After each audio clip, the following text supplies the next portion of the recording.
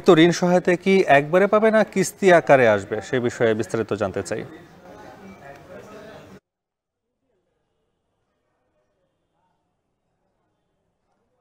এখন পর্যন্ত যদি বলতে হয় সকাল 11:30টা থেকে 12টা থেকে যে আইএমএফ এর প্রতিনিধিরা যে বৈঠকগুলো করছেন সেটা কিন্তু বিভিন্ন যে গুরুত্বপূর্ণ বিভাগগুলো রয়েছে সেখানে করছেন। আপনারা জানেন যে আইএমএফ এর যে প্রতিনিধি দল এসছে সেখানে মিশন প্রধান ক্রিস পাপাজর্জিওর সাথে কিন্তু 4 জনের প্রতিনিধি দল ছাড়াও বাংলাদেশের যে কান্ট্রি ডিরেক্টর জয়েন্দু দে তিনিও কিন্তু এই দলে অংশ নিয়েছেন। বিভিন্ন বিভাগগুলোর সাথে তারা কিন্তু বৈঠক করছেন।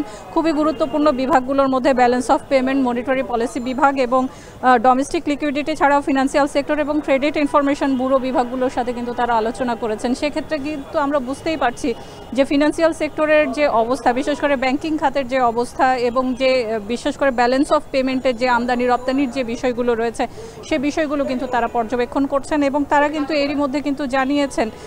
আপনাদেরকে যদি জানিয়ে রাখতে চাই যে এখন পর্যন্ত যে আর্থিক খাত সংস্কারের জন্য এবং বিভিন্ন বিষয়গুলো থেকে বিশেষ করে রিজার্ভের যে একটি জায়গা রয়েছে খুবই গুরুত্বপূর্ণ, সেই জায়গাগুলোতে একটি পুনরুদ্ধার অথবা একটি স্ট্যাবিলিটি আনার জন্য কিন্তু সেখানে $3 বিলিয়ন চলতি যে ঋণ রয়েছে তার সাথে $3 বিলিয়ন কিন্তু অতিরিক্ত চাইছে বাংলাদেশ এবং সে পুরো অর্থই কিন্তু বলা হচ্ছে যে এই যে ব্যাংকিং খাত সংস্কার সেটি রয়েছে, কর আদায়ের ক্ষেত্রে সেখানে ডিজিটালাইজেশন এবং কারিগরি সহায়তার বিষয় রয়েছে। এই জায়গাগুলোতে কিন্তু তারা গুরুত্ব দিচ্ছে। বাংলাদেশ যে পরিকল্পনা করছে এই বাড়তি যে $3 বিলিয়ন চাইছে, তবে আপনারা জানেন যে এরই মধ্যে কিন্তু $4.7 বিলিয়ন যে চলতি একটি ঋণ রয়েছে তার মধ্যে কিন্তু 3টি কিস্তি কিন্তু এরই মধ্যে পাওয়া গেছে এবং সেখানে $2.31 বিলিয়ন পর্যন্ত, অর্থাৎ যে $3 বিলিয়ন পাওয়া যাবে সেটি কিন্তু যে অর্থটি বাকি আছে ঋণের সেটির সাথে কিন্তু মার্জ হবে। আরেকটি বিষয় আপনাদেরকে জানিয়ে রাখতে চাই যে আপনারা জানেন যে বেশ কিছু আর্থিক খাত সংস্কারের বিষয় কিন্তু তারা বলছেন, ঋণ খেলাপি থেকে শুরু করে বিভিন্ন বিষয়গুলো কিন্তু তারা গুরুত্বের সাথে বলেছিলেন।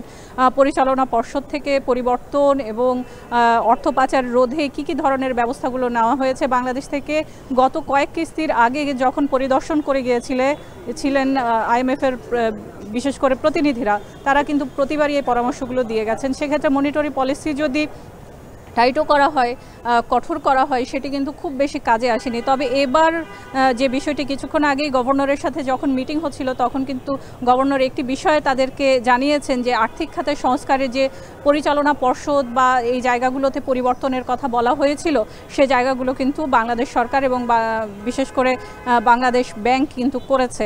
এই জায়গাগুলো তারা বলছেন যে ইতিবাচক একটি পরিবর্তন তারা এসছে এবং অন্যান্য যে পরামর্শগুলো রয়েছে আইএমএফের সেগুলোও কিন্তু পুনরায় সেগুলো পরিবর্তন করা এবং সেগুলো একটি মানসম্মত আধুনিক এবং এই মুহূর্তে যে ধরনের পরিস্থিতি চলছে আর্থিক খাতে সেই জায়গাগুলোতে কিন্তু পরিবর্তনের বিষয়ে যে সরকার এবং বাংলাদেশ ব্যাংক তারা নিজেরাই চাইছে এই বিষয়টি কিন্তু তারা আশ্বস্ত করছেন। এছাড়া আরও একটি বিষয় তারা বলছেন যে অন্যান্য যে ভর্তুকিগুলো রয়েছে সেই ভর্তুকিগুলোর বিষয়ে কিন্তু তারা বলছেন জ্বালানি সারের ক্ষেত্রে, সেক্ষেত্রে যদি কৃষকরা কোনো ধরনের সমস্যায় পড়েন সেটি আসলে কিভাবে উত্তরণ করা যায় সে বিষয়গুলোতে পরিকল্পনার কথাও কিন্তু বলা হচ্ছে। আমরা জানি যে সকালেই কিন্তু অর্থ মন্ত্রণালয়ের সাথে কিন্তু তারা বৈঠকে বসেছিলেন, সেখানে কিন্তু আর্থিক খাতে যে ধরনের একটি ইন্টিগ্রিটি এবং অন্যান্য যে বিষয়গুলো স্ট্যাবিলিটি নিয়ে আসার ক্ষেত্রে কী ধরনের অর্থের প্রয়োজন, বিশেষ করে অর্থ পাচার রোধের ক্ষেত্রেও যে ধরনের সহায়তাগুলো প্রয়োজন সেগুলোই কিন্তু এই $3 বিলিয়ন জন্য যেই আসলে এই পর্যবেক্ষক দল এসছেন যারা আসলে এই মুহূর্তে আর্থিক খাতের পুরো পর্যবেক্ষণটি করবেন এবং সেটি পরবর্তী হয়তো মিটিংয়ে তোলা হবে, তার উপর নির্ভর করবে $3 বিলিয়ন আমরা পাবো কি পাবো না। এ ছিল মূলত আমার কাছে সর্বশেষ। আগামী 30 তারিখ পর্যন্ত এই সফরটি কিন্তু তারা চলমান রাখবেন।